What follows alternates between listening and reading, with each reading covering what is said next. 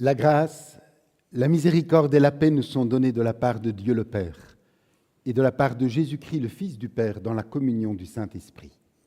Amen. Nous sommes venus. Nous nous sommes retrouvés en Église, nous tous ici réunis, mais aussi avec nos frères et sœurs qui vivent le culte chez eux. Nous avons décidé de glisser dans notre quotidien ce moment pour Dieu. Nous nous sommes levés, nous sommes sortis de chez nous et de nous-mêmes. Nous avons fait le pas pour franchir le seuil de l'Église ou nous arrêter pour nous connecter. Que la grâce de Dieu qui nous a mis en route nous habite maintenant.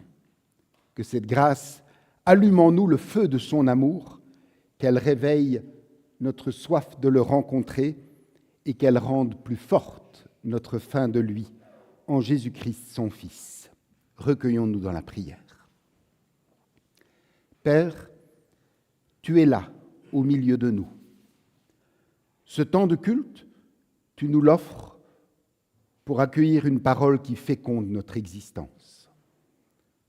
Ce temps de culte, tu nous le donnes pour partager avec des frères et des sœurs notre adoration et notre prière. Donne-nous de pouvoir faire taire les voix qui nous encombrent pour être disponibles et recevoir de toi tout ce que tu veux nous offrir ce matin, dans le nom de ton Fils ressuscité. Amen. Je vous invite à vous lever pour prolonger ce temps de louange en chantant du psaume 134, les strophes 1 et 3. Du psaume 134, nous chantons les strophes 1 et 3.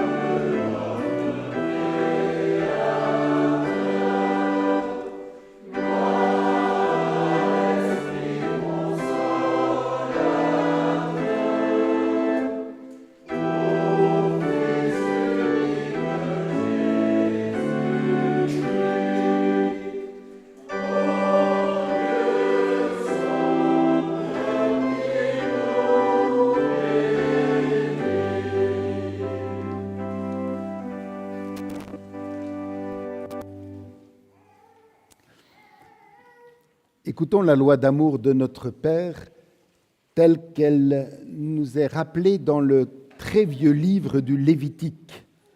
Puissions-nous pleinement intégrer ces valeurs essentielles afin qu'elles transforment tous les domaines de notre vie. Soyez saints car je suis saint, moi le Seigneur votre Dieu. Ne vous tournez pas vers les idoles. Ne t'adresse à personne qui exerce le métier de devin, d'astrologue ou de magicien, à personne qui évoque les esprits, dise la bonne aventure ou interroge les morts, car l'Éternel a en horreur qu'on s'adonne à ces pratiques. Tu ne commettras pas de vol, tu n'useras ni de mensonge ni de tromperie, tu auras des poids justes et des balances justes, tu n'opprimeras pas ton prochain, tu ne le dépouilleras pas, tu n'ajourneras pas le salaire du travailleur, tu traiteras l'étranger comme l'un des tiens. Ne te moque pas d'un sourd et ne laisse rien devant un aveugle qui puisse le faire tomber. Lève-toi devant les cheveux blancs. Que chacun respecte son père et sa mère. Ne sois pas partial dans tes jugements, ne les change pas selon que ton prochain est riche ou pauvre. Ne va pas colportant le mal autour de toi, ne te venge pas, ne garde pas rancune. Tu aimeras ton prochain comme toi-même, je suis le Seigneur. Chers frères et sœurs, au regard de cette loi d'amour parfaite, le poids de nos erreurs et de nos échecs peut parfois alourdir notre âme. Mais Dieu nous offre une opportunité de libération dans la confession de foi. Approchons-nous donc de lui, déposons tout ce qui entrave notre communion avec lui. Seigneur, dénoue mes lèvres solidement cousues avec les fils de la médisance et qu'elles se décèlent enfin sur les mots de bienveillance qui feront du bien au prochain.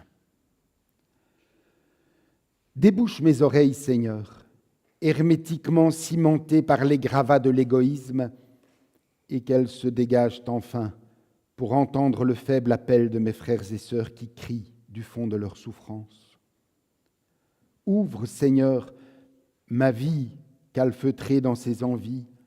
Ouvre, Seigneur, mon cœur encerclé dans sa dureté, afin qu'ensemble, par des paroles et par des actes, ils se mettent à chanter clairement la musique de l'Évangile. Amen.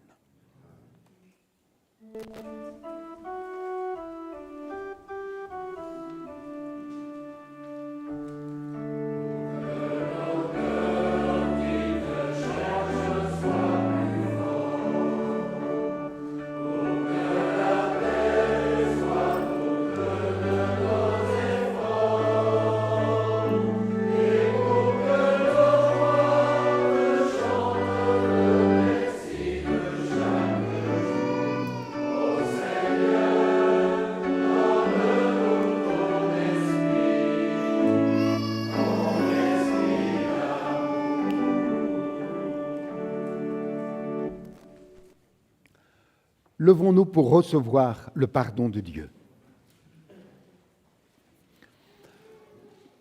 Dans le livre du prophète Osée, le Seigneur annonce qu'il relève ceux qui sont brisés.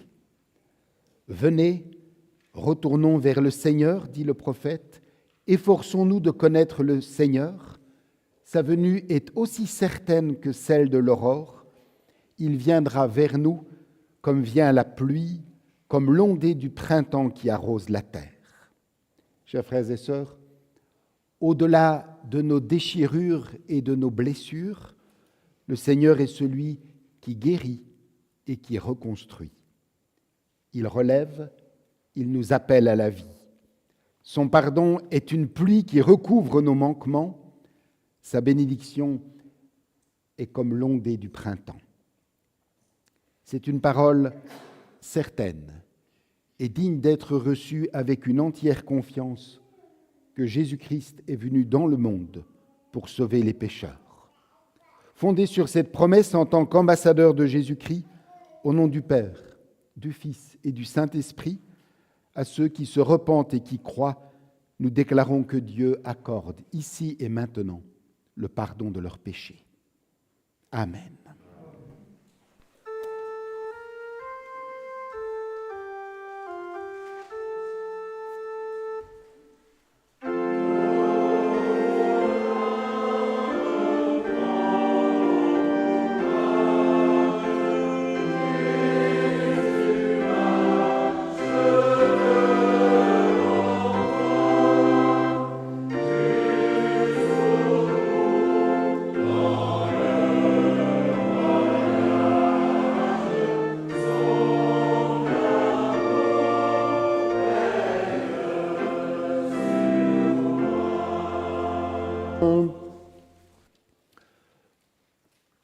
Dans la joie du pardon reçu, nous pouvons confesser notre foi. Nous croyons en toi, Seigneur, tu es source de vie. Nous croyons en toi, Dieu, Père de tous les humains, Créateur de tout l'univers et de tout ce qui vit. Tu as fait l'homme et la femme à ton image. Nous croyons en toi, Seigneur, tu apportes la vie.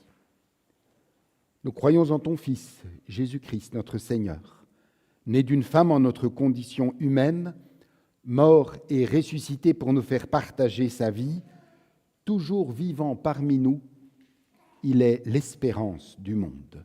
Nous croyons en toi, Seigneur, tu es vie. Nous croyons en l'Esprit Saint, il soulève nos vies par la force de son amour, Il nous rassemble en un seul peuple dans son Église. Nous croyons en toi, Seigneur, ton amour nous unit. Nous croyons qu'aimés de Dieu, nous sommes tous frères et sœurs, et que notre amour doit s'étendre à tous les humains. Nous croyons que, sauvés du mal et de la mort, nous sommes dans la vie nouvelle qui n'aura pas de fin. Nous croyons en toi, Seigneur, tu nous donnes la vie. Amen.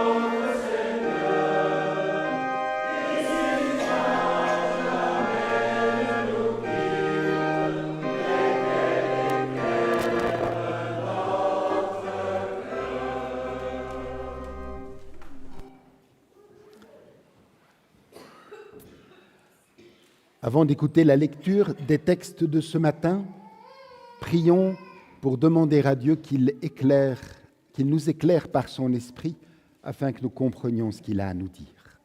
Recueillons-nous dans la prière. Père, ta parole est comme le feu, éclaire-nous. Ta parole est comme l'eau, rafraîchis-nous. Ta parole est comme le ciel, élève-nous. Ta parole est comme la terre, enracine-nous. Nous ne comptons pas sur nos paroles humaines qui oublient et déçoivent. Éclairés par ton esprit, nous comptons sur ta parole. Tu es Dieu de mémoire, tu es Dieu d'espérance. Amen. Nous écouterons d'abord du premier livre des Rois au chapitre 8, les versets 54 à 61. Premier livre des Rois, chapitre 8, à partir du verset 54. Durant cette solennelle prière de supplication adressée au Seigneur, Salomon s'était tenu à genoux devant l'autel, les mains levées vers les cieux. Lorsqu'il eut terminé de prier, il se releva et debout, il bénit à haute voix toute l'assemblée d'Israël. Il dit : « Béni soit le Seigneur qui a donné la paix à Israël, son peuple, tout comme il l'avait promis. En effet, il a réalisé en tous ces détails la promesse admirable qu'il avait faite par l'intermédiaire de son serviteur Moïse. Que le Seigneur notre Dieu soit avec nous, comme il a été avec nos ancêtres, qu'il ne nous abandonne pas, qu'il ne nous délaisse pas, qu'il attire nos pensées vers lui, afin que nous nous conduisions comme il le veut, en obéissant aux commandements, aux lois et aux règles qu'il a données à nos ancêtres. Que le Seigneur notre Dieu se souvienne jour et nuit des supplications que je lui ai adressées, afin que jour après jour, il vienne à notre aide, à nous qui sommes son peuple. Ainsi, tous les peuples de la terre sauront que le Seigneur seul est Dieu et qu'il n'y en a pas d'autre.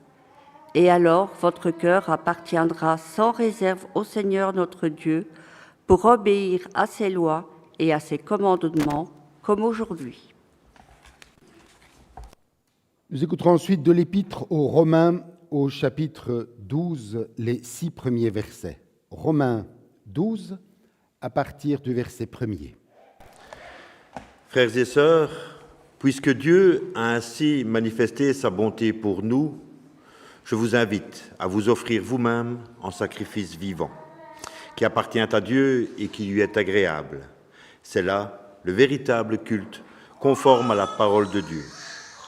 Ne vous conformez pas aux habitudes de ce monde, mais laissez Dieu vous transformer et vous donner une intelligence nouvelle. Vous discernerez alors ce que Dieu veut, ce qui est bien, ce qui lui est agréable et ce qui est parfait. À cause du don que Dieu m'a accordé dans sa bonté, je le dis à chacun de vous, ne vous prenez pas pour plus que vous n'êtes, mais ayez une idée juste de vous-même. chacun selon la part de foi que Dieu lui a donnée. Nous avons un seul corps, mais il a plusieurs parties qui ont toutes des fonctions différentes. De même, bien que nous soyons nombreux, nous formons un seul corps en union avec le Christ et nous sommes tous unis les uns aux autres comme les parties d'un même corps. Nous avons des dons différents à utiliser selon ce que Dieu a accordé gratuitement à chacun. Et l'évangile de ce matin se lit dans l'évangile de Matthieu au chapitre 16 à partir du verset 13. Matthieu 16 à partir du verset 13. Jésus, étant arrivé dans le territoire de Césarée de Philippe, demanda à ses disciples : « Qui suis-je au dire des hommes, moi, le Fils de l'homme ?» Ils répondirent : « Les uns disent que tu es Jean-Baptiste, les autres Élie, les autres Jérémie ou l'un des prophètes. Et vous, leur dit-il, vous, qui dites-vous que je suis ? Simon-Pierre répondit : Tu es le Christ, le Fils du Dieu vivant. Et au verset 21, dès lors, Jésus commença à faire connaître à ses disciples qu'il fallait qu'il aille à Jérusalem, qu'il souffre beaucoup de la part des anciens, des principaux sacrificateurs et des scribes, qu'il soit mis à mort et qu'il ressuscite le troisième jour. L'ayant pris à part, Pierre se mit à le reprendre et dit : « À Dieu ne plaise, Seigneur, cela ne t'arrivera pas. » Mais Jésus, se retournant, dit à Pierre : « Arrière de moi, Satan, tu mets en scandale, car tes pensées ne sont pas les pensées de Dieu, mais celles des hommes. » Seigneur, ta parole est la vérité. Ce matin encore, sanctifie-nous par ta vérité. Amen. Et pour nous préparer à méditer ces textes, je vous invite à chanter du cantique 405, les strophes 1 et 3. Du cantique 405, nous chantons la première et la troisième strophe.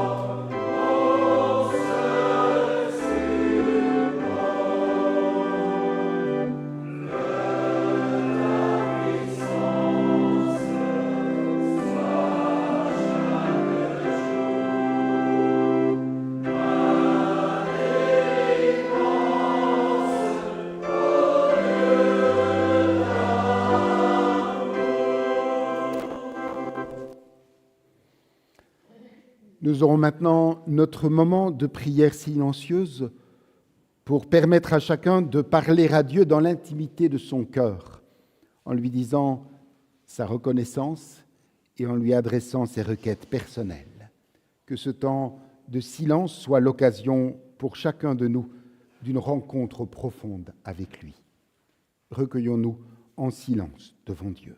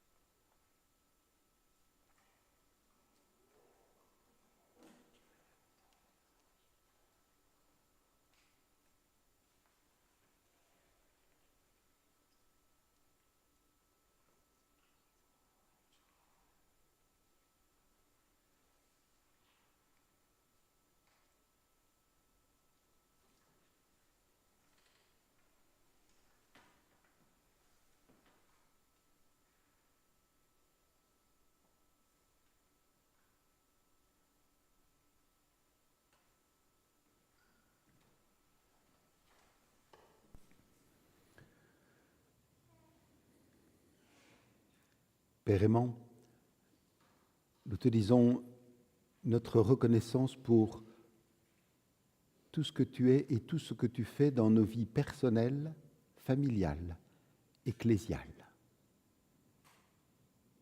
Merci Père parce qu'en nous conviant semaine après semaine à monter dans ta maison, tu nous offres l'opportunité de marquer une halte dans le rythme ordinaire de nos vies, de reprendre souffle,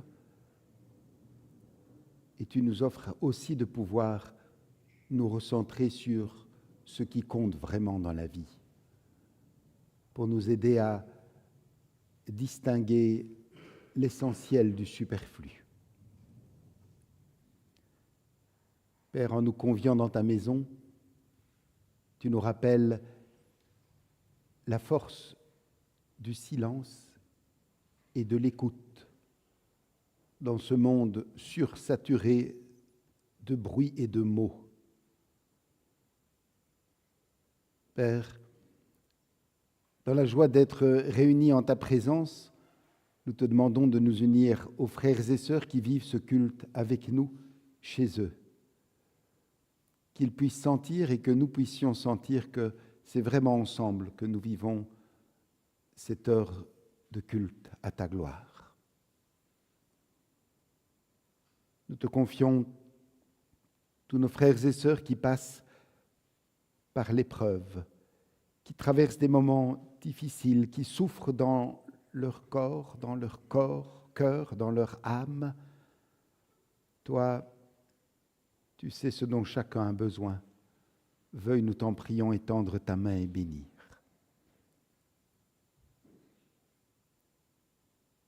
Comme chaque dimanche, nous te prions aussi inlassablement pour tous ceux et toutes celles qui, un jour ou l'autre, ont peut-être pris place sur un de ces bancs et qui t'ont laissé de la place dans leur vie et depuis ont décidé de vivre leur vie sans toi. Veuille, nous t'en prions, toucher leur cœur et leur permettre de découvrir ou peut-être redécouvrir combien la vie peut gagner en volume et en relief quand elle est vécue avec toi et pour toi. Et maintenant que nous allons nous pencher sur ta parole pour tenter d'en tirer des lignes de conduite pour notre vie de tous les jours, aide-nous à faire taire les bruits du dehors, comme aussi les bruits du dedans, afin que nous soyons disponibles et disposés à recevoir de toi tout ce que tu veux nous donner. C'est la grâce que nous te demandons dans le nom de ton Fils, notre frère, Seigneur et Sauveur Jésus-Christ. Amen.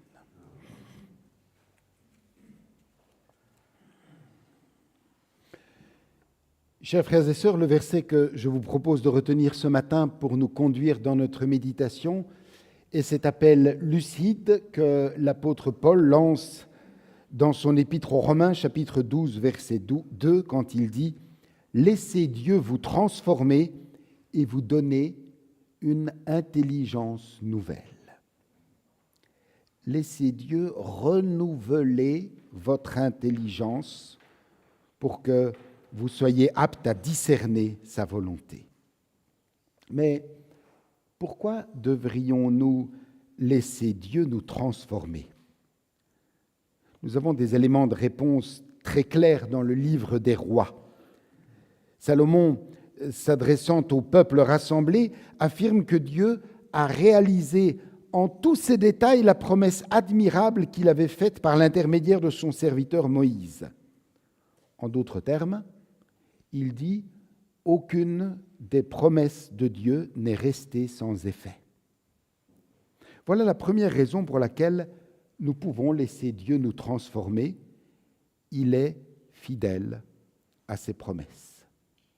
Dieu n'abandonne pas ceux qui placent leur confiance en lui. Même lorsque son action n'est pas immédiatement visible, nous pouvons nous appuyer sur ce qu'il a déjà accompli. La mémoire du passé permet de considérer le présent avec reconnaissance et de se tourner vers l'avenir avec confiance. Une intelligence renouvelée nous apprend d'abord à regarder autrement. Et lorsque nous prenons le temps de regarder, nous découvrons que nous avons tous, à un moment ou à un autre de notre existence, fait l'expérience des bénédictions de Dieu. Lorsque nous devons faire face aux difficultés, aux épreuves, à la souffrance, à la maladie, aux questionnements, avons-nous toujours en mémoire ce que Dieu a déjà fait pour nous?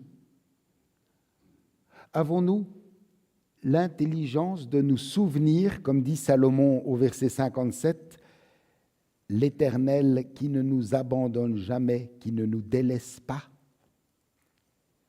Regardons notre histoire avec les yeux de la foi. Regarder notre histoire avec les yeux de la foi, c'est découvrir dans notre passé les traces de la fidélité de Dieu. Alors nous pourrions peut-être nous demander, mais pourquoi ne percevons-nous pas toujours la fidélité de Dieu dans ce que nous vivons? Ce n'est pas toujours Dieu qui agit moins que nous l'espérons. C'est aussi parfois que nous ne reconnaissons pas encore sa manière d'agir. Lui demeure fidèle. Notre cœur, par contre, il peut vaciller et avoir besoin d'être ramené vers Dieu. C'est conscient de cette réalité toute humaine que Salomon, lorsqu'il bénit l'assemblée, lui dit avec insistance au verset 61 que votre cœur soit tout entier à l'Éternel notre Dieu pour marcher selon ses commandements. Voilà l'attitude qui peut nous rendre disponibles à cette transformation. Avoir le cœur tout entier, sans réserve, attaché à l'Éternel. Et c'est l'apôtre Paul qui nous aide à comprendre ce que signifie précisément cet attachement sans réserve. Lorsqu'il dit « Je vous invite à vous offrir vous-même en sacrifice vivant qui appartient à Dieu et qui lui est agréable. » Paul nous invite à nous offrir nous-mêmes à Dieu. Et notre consécration ne se limite pas à notre être intérieur. Paul parle de notre corps. Nous sommes invités à offrir notre corps comme un sacrifice vivant et saint qui plaise à Dieu. Que veut dire par là Paul? Tout simplement que notre consécration inclut toute notre vie, notre existence quotidienne, notre vie sociale, notre relation avec les autres. Cette offrande ne désigne pas un acte ponctuel, accompli une fois pour toutes, elle désigne une vie entière consacrée à Dieu jour après jour. C'est parce que Dieu nous a donné la vie que nous pouvons à notre tour la lui consacrer. Et l'apôtre nous exhorte ensuite à ne pas nous laisser modeler par le monde actuel. Et c'est vrai que nous sommes constamment exposés à des manières de penser, à des valeurs, à des comportements qui cherchent à nous façonner. Paul nous invite à ne pas nous laisser modeler sans discernement par ce qui nous entoure. Laissez Dieu vous transformer et vous donner une intelligence nouvelle. Une intelligence nouvelle. Nous le savons, il existe plusieurs formes d'intelligence. L'intelligence logique, l'intelligence musicale, relationnelle, linguistique. L'intelligence renouvelée dont parle Paul n'est pas seulement la capacité de comprendre davantage. L'intelligence nouvelle nous apprend à regarder la vie autrement, à écouter autrement, à agir autrement, parce que nous cherchons à discerner la volonté de Dieu. avec Salomon dans le premier livre des rois, il s'agissait de regarder notre passé à la lumière de la fidélité de Dieu. Avec Paul, il s'agit maintenant de regarder notre présent avec une intelligence renouvelée pour discerner sa volonté. Et Paul nous montre que cette intelligence renouvelée implique de ne pas avoir une trop haute opinion de nous-mêmes. Il dit au verset 3, « Ne vous prenez pas pour plus que vous n'êtes, mais ayez une idée juste de vous-même, chacun selon la part de foi que Dieu lui a donnée. » Pourquoi est-ce si important d'avoir une juste appréciation de nous-mêmes? C'est justement pour apprendre à discerner comment mettre nos dons au service des autres. Nous avons des dons différents, nous dit Paul, et nous sommes appelés à les utiliser selon ce que Dieu a accordé gratuitement à chacun. L'intelligence renouvelée dont parle Paul n'est donc pas une intelligence qui nous rendrait supérieurs aux autres, c'est au contraire une intelligence qui nous permet de trouver humblement notre place et de mettre ce que nous avons reçu au service des autres. Chers frères et sœurs, si nous devons laisser Dieu renouveler notre intelligence, c'est pour apprendre à regarder autrement. Regarder notre histoire à la lumière de la fidélité de Dieu, regarder notre présent pour discerner sa volonté, mais aussi regarder Jésus tel qu'il est réellement et non pas tel que nous aimerions qu'il soit. Ça, c'est ce que nous montre l'évangile de Matthieu. Au verset 16, Pierre confesse avec force « Tu es le Christ, le Fils du Dieu vivant ». Et Pierre a raison. Jésus est bien le Christ. Mais il y a un problème. On peut, et aujourd'hui encore, on peut prononcer le bon titre et ne pas encore comprendre ce qu'il signifie. Pierre a la bonne confession, mais il n'a pas encore la bonne compréhension du chemin messianique. Et c'est alors que Jésus va annoncer à ses disciples qu'il doit aller à Jérusalem, souffrir beaucoup, qu'il va être mis à mort et ressuscité. Et c'est là que Pierre réagit immédiatement. « Dieu t'en préserve, Seigneur, cela ne t'arrivera pas. » Pierre refuse tout simplement cette perspective. Un Messie qui souffre, un Christ qui va être rejeté et mis à mort, cela ne correspond pas à ce qu'il attend de Jésus. Pierre reconnaît Jésus comme le Christ, mais il ne comprend pas encore quel genre de Christ il est. Pierre pense Jésus selon ses propres catégories, ses propres attentes, sa propre conception de la victoire. Et Jésus va avoir à son égard des paroles dures pour l'aider à faire un pas de plus. Tes pensées ne sont pas celles de Dieu, mais celles des hommes. Voilà le problème de Pierre. Son problème, ce n'est pas qu'il manquait de foi. Ce n'est pas qu'il manquait d'enthousiasme. Il pense simplement Jésus selon ses propres catégories. Il veut un Christ qui corresponde à ses attentes, alors que Jésus lui révèle que les pensées de Dieu ne sont pas nécessairement celles que nous avons spontanément. Ce passage de l'Évangile rejoint directement la parole de Paul. « Laissez Dieu vous transformer et vous donner une intelligence nouvelle. » Pierre avait reconnu Jésus comme le Christ. Ce qui lui restait encore à apprendre, c'était à comprendre le Christ selon les pensées de Dieu et non selon les siennes. Soyons honnêtes. Ne nous arrive-t-il pas, nous aussi, de vouloir un Jésus qui corresponde à nos attentes, un Jésus qui intervienne immédiatement lorsque nous appelons, un Jésus qui nous retire de la difficulté, un Jésus qui nous évite la souffrance, l'échec, l'épreuve. Nous pouvons facilement nous construire un Jésus à notre mesure, une sorte de super-héros prêt à bondir dès que nous avons besoin de lui. Mais Jésus ne nous promet pas de nous retirer de toutes les difficultés. Par contre, il nous dit qu'il est le Christ qui vient à notre rencontre et qui emprunte lui-même le chemin de la souffrance et de la croix. C'est ici que les paroles de Jésus sur le Fils de l'homme prennent tout leur sens.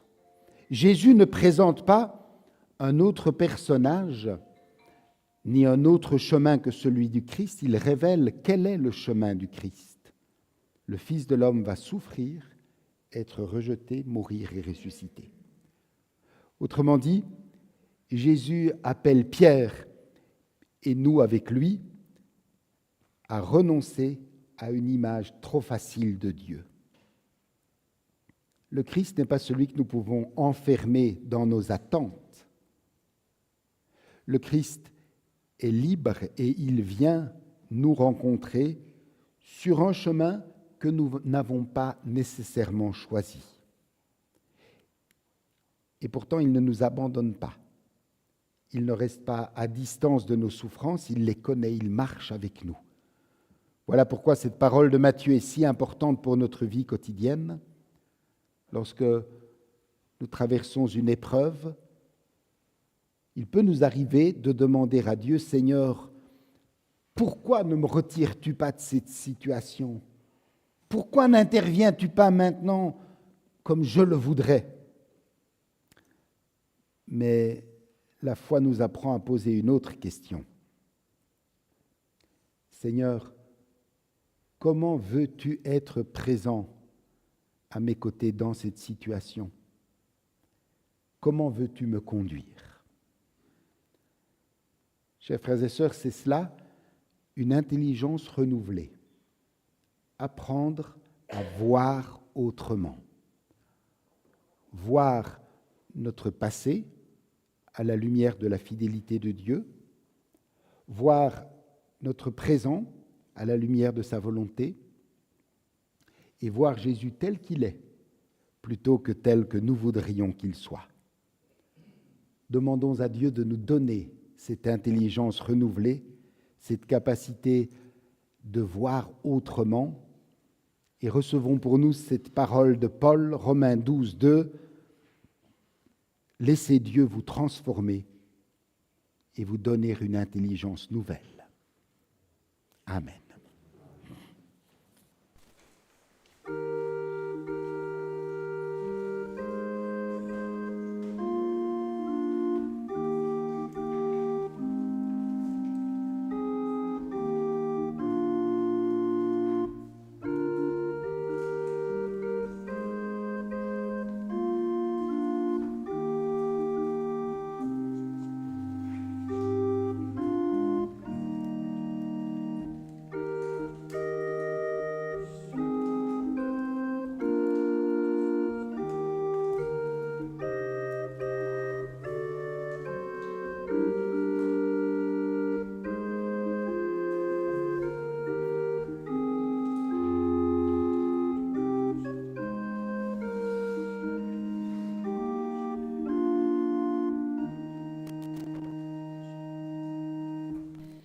C'est le moment des annonces.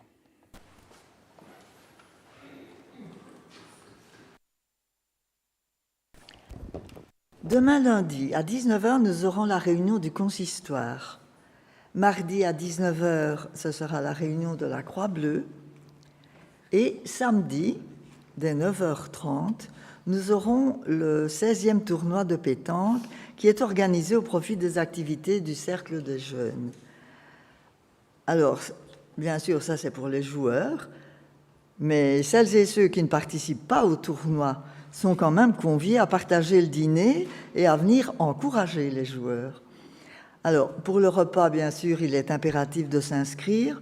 Donc, ceux qui ne l'ont pas encore fait, c'est la dernière limite, mais voyez Jean-Claude à la tasse de café, il vous remettra donc le petit bulletin d'inscription pour savoir le nombre de repas désirés. Alors, dimanche à 9h, ce sera la reprise de la chorale et à 10h, nous aurons notre culte habituel. L'apôtre Paul disait aux chrétiens de Rome que celui qui donne de ses biens le fasse avec une entière générosité et celui qui aide les malheureux le fasse avec joie. Ce sera maintenant le moment de notre offrande et pendant qu'elle sera recueillie, nous chanterons les 4 strophes du cantique 420. Du cantique 420, nous chantons les 4 strophes.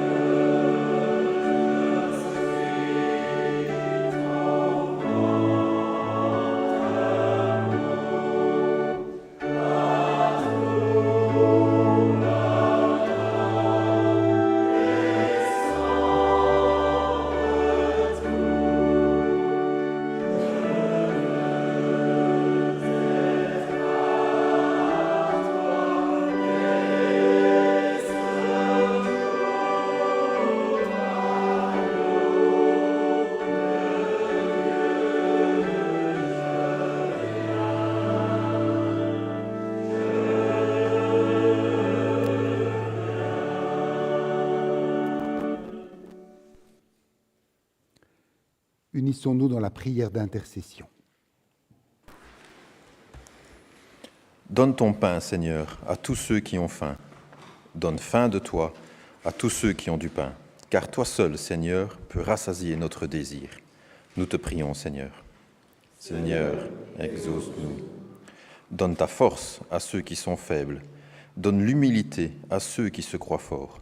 Car toi seul, Seigneur, tu es notre force. Nous te prions, Seigneur. Seigneur, exauce-nous. Donne la foi à ceux qui doutent, et donne le doute à ceux qui croient te posséder. Car toi seul, Seigneur, tu es la vérité. Nous te prions, Seigneur. Seigneur, exauce-nous. Donne confiance à ceux qui ont peur. Donne ta crainte à ceux qui ont trop confiance en eux, car toi seul, Seigneur, tu soutiens notre espérance. Nous te prions, Seigneur. Donne la lumière à ceux qui te cherchent, et garde dans ton amour ceux qui t'ont trouvé pour qu'ils te cherchent encore, car toi seul, Seigneur, tu peux combler notre amour. Nous te prions, Seigneur. Seigneur, exauce-nous. Seigneur, écoute-nous. Seigneur, exauce-nous. Au nom du Christ. Amen. Je vous invite à vous lever, élevons nos cœurs vers le Seigneur.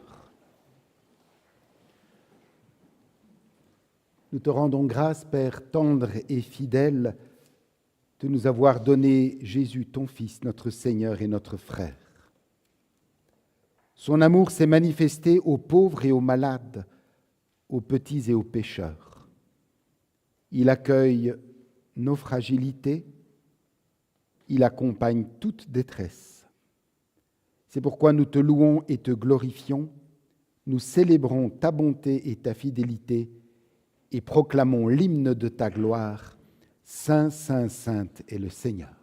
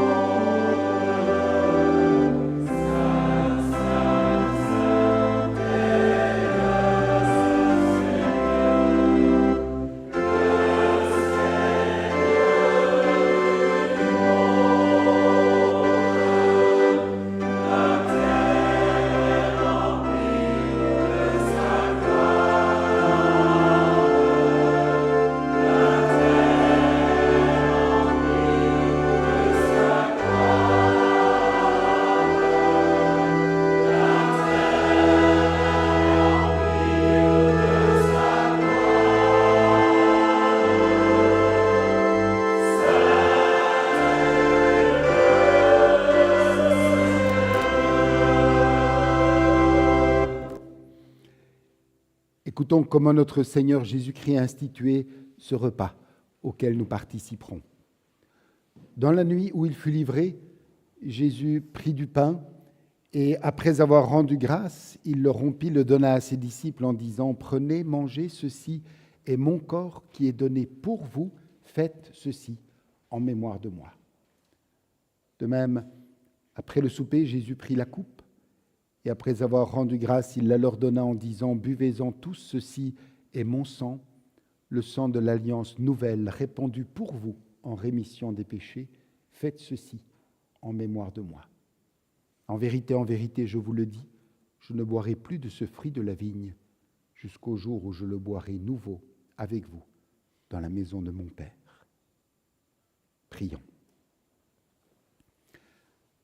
Père, autour de cette table, nous faisons mémoire des paroles et des gestes de Jésus-Christ, de sa mort, de sa résurrection, et nous attendons son retour. Il n'y a ici qu'un peu de pain et un peu de vin. Envoie sur nous ton Saint-Esprit pour que nous les recevions comme les signes dont notre foi a besoin pour discerner la présence de Jésus-Christ au cœur de notre vie. Nous sommes avides de posséder, de conquérir, de consommer, mais la vraie vie consiste à t'appartenir, à être vaincu par ton amour, à se déposséder pour mieux servir et pour mieux donner. Par ce repas, donne-nous une intelligence nouvelle. Fais-nous renaître à l'image de celui qui s'est donné lui-même pour nous. Amen.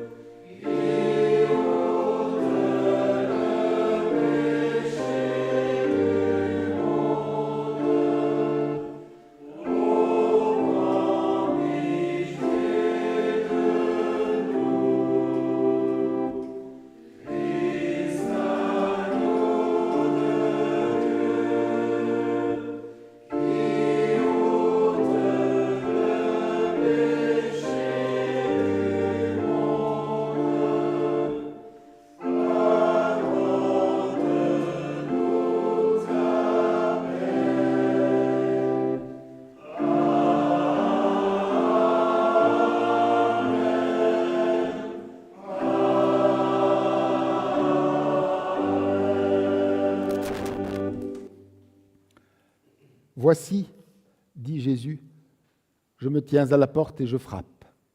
Si quelqu'un entend ma voix et m'ouvre la porte, j'entrerai chez lui, je me mettrai à table avec lui et lui avec moi. Chers frères et sœurs, en venant à la table du Seigneur, souvenons-nous que notre dignité ne vient pas de nous, mais de la grâce du Christ. C'est en reconnaissant humblement notre indignité que nous recevons pleinement son amour.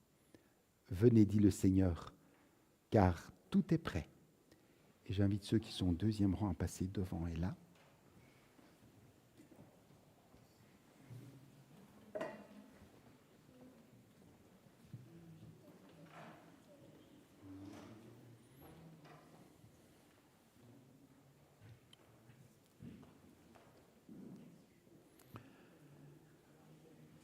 Le pain que nous rompons est la communion au corps de notre Seigneur Jésus-Christ qui a été donné pour nous.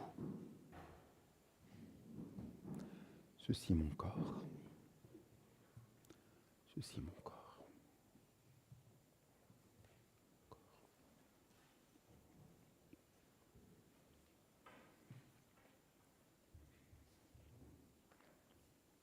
Lorsque nous recevons le pain, nous communions d'emblée. Lorsque nous recevons la coupe, nous la gardons en main pour pouvoir communier ensemble.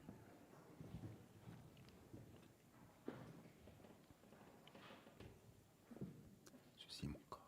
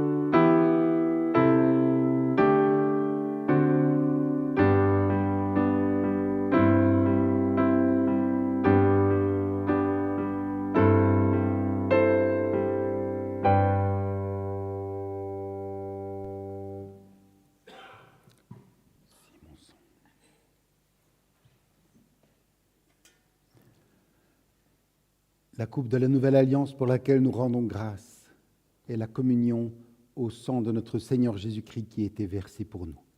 Buvez-en tous, nous dit Jésus.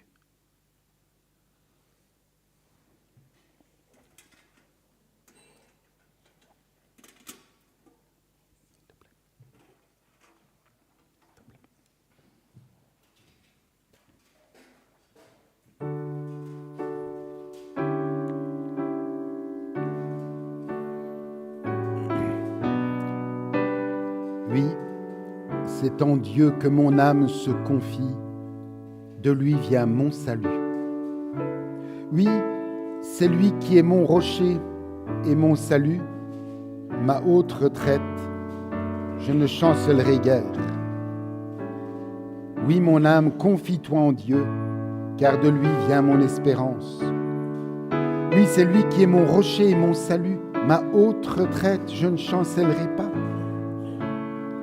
Sur Dieu repose mon salut et ma gloire, le rocher de ma force, mon refuge sont en Dieu. En tout temps, peuple, confiez-vous en lui, répandez vos cœurs en sa présence. Dieu est notre refuge.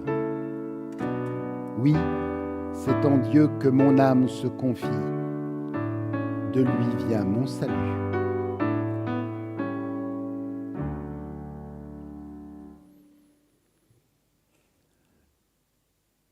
Tendre Père, merci pour ce temps fort de communion que tu nous as permis de vivre, communion avec toi qui vient raviver nos forces, mais aussi communion les uns avec les autres.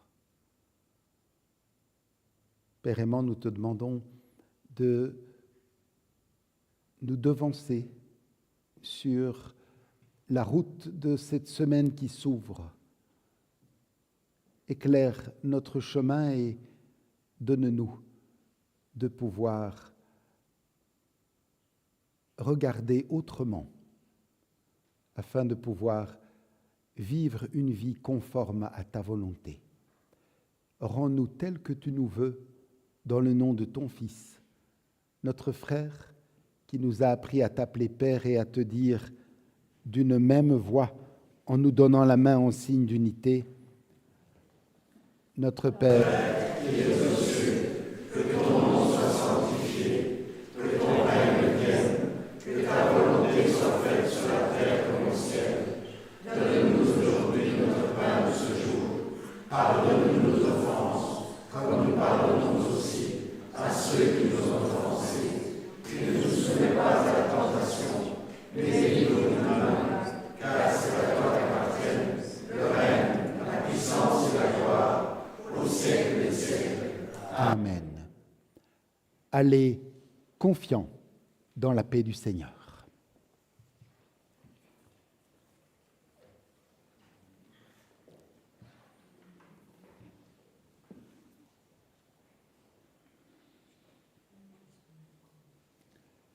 Écoutons l'exhortation et recevez la bénédiction de la part de notre Dieu. Chers frères et sœurs, comme les textes de ce matin nous l'ont montré, cette intelligence renouvelée consiste à apprendre à voir autrement, voir notre passé à la lumière de la fidélité de Dieu, voir notre présent à la lumière de sa volonté et voir Jésus tel qu'il est plutôt que tel que nous voudrions qu'il soit. Demandons à Dieu de nous donner cette intelligence renouvelée. Romains 12, 2, laissez Dieu vous transformer et vous donner une intelligence nouvelle. Que l'Éternel vous bénisse et vous garde. Que l'Éternel fasse resplendir sur vous sa lumière et vous accorde sa grâce. Que l'Éternel tourne sa face vers vous et vous donne sa paix. Amen.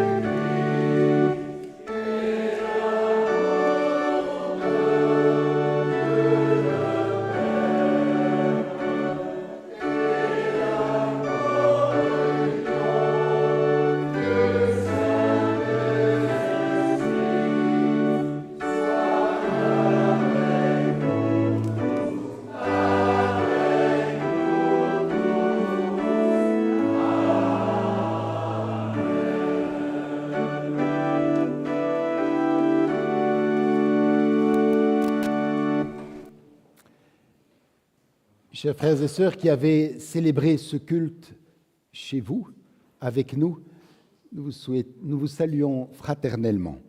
Que le Seigneur vous accorde sa paix tout au long de cette journée et de la semaine qui s'ouvre. À dimanche prochain.